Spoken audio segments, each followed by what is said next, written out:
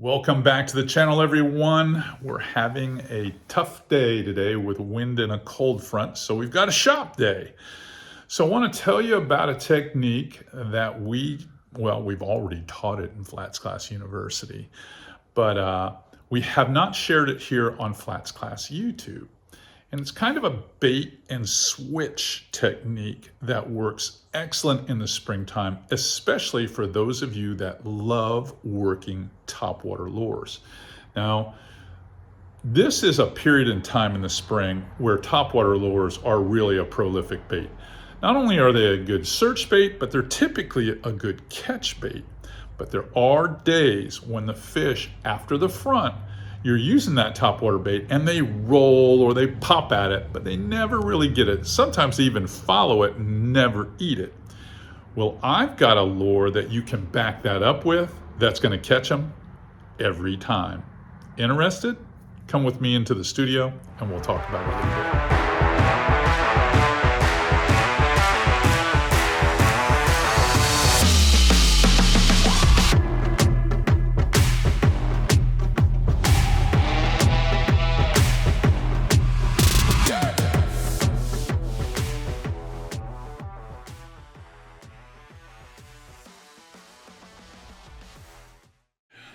It is a beautiful day outside, I promise you. It's just too windy, and it got pretty chilly last night. Here we are in what I call spring has already sprung. If you follow this channel, we've been talking about that a lot.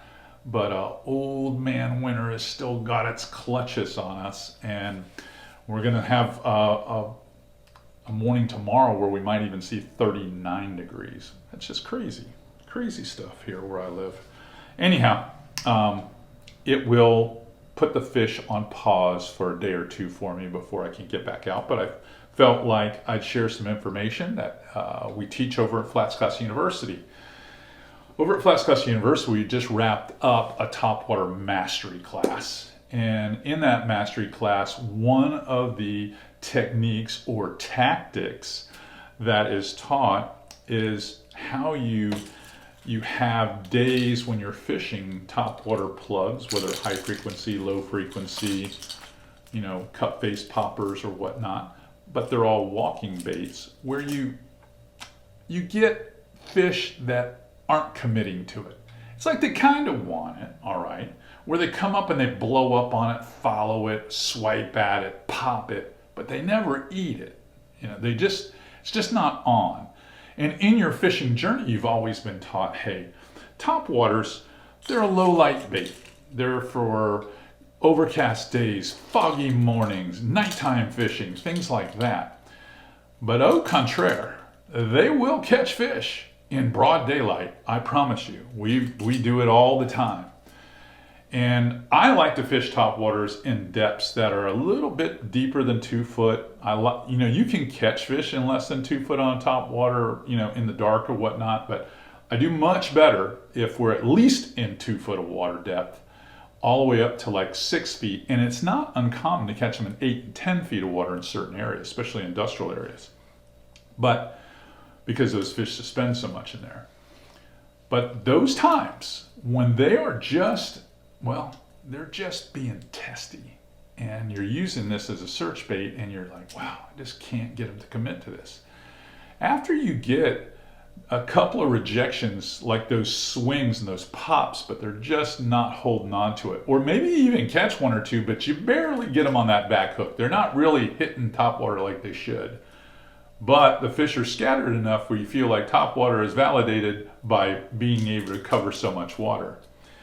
Here's a backup bait. If you're fishing with your dad, with your son, with your brother-in-law, with your neighbor, with your girlfriend, wife, whatever, if one of you is working the topwater and that starts to happen, make sure the second angler is throwing a jerk shad. A 5 or a 6 inch jerk shad on a rigging hook is absolutely a guaranteed hookup if they're backing you up, throwing it maybe 10 feet behind where you got the blow up, letting it sink for a second and working it in a foot underneath the surface. When that same fish, that was a hot fish, he was hot, he wanted it, but he didn't want it. It's like His DNA is saying I should take this out, but he will not commit.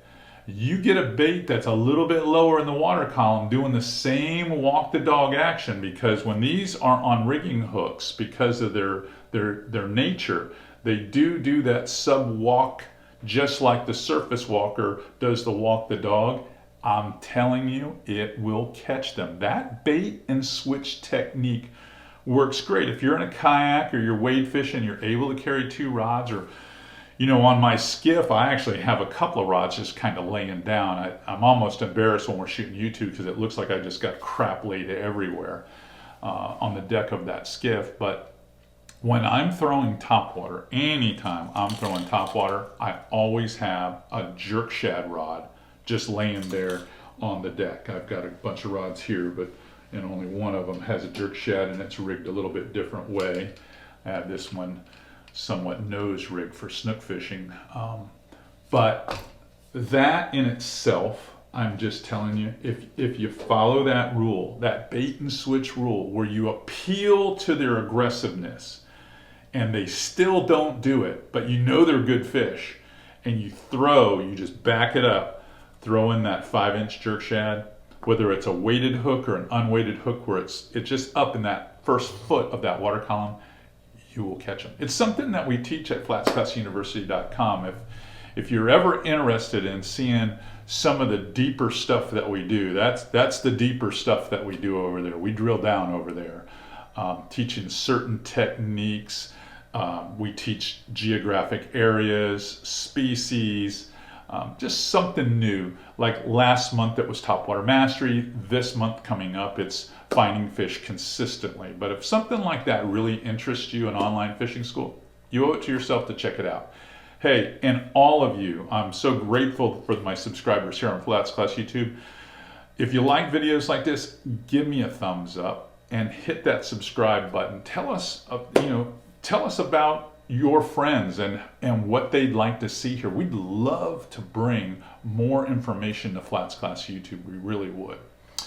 That's all I have for you today on this blustery day, but I'm going to be doing some more videos this afternoon because we've got another one to post for you tomorrow. Until then, keep those fishing rods bent like always.